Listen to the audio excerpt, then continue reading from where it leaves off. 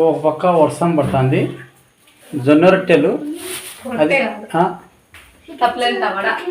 ఏంది దీని పేరు ఏం పేరు?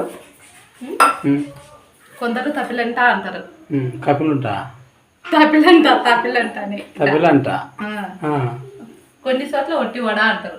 జొన్న వడ వచ్చి ఎర్రగడ్డ వేసిన, కొంచెం కరివేపాకు, జీలకర్ర, పచ్చిమిర్చిలు ఎక్కువ కాదు, ఒక 2-3 పచ్చిమిర్చిలు వేసి లైట్గా కచ్చపచ్చగా దంచి కలిపి జొన్న పిండి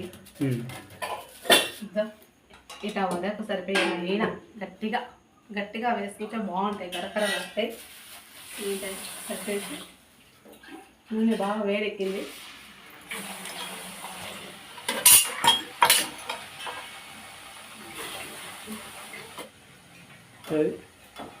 ఇదో తిని చూడు.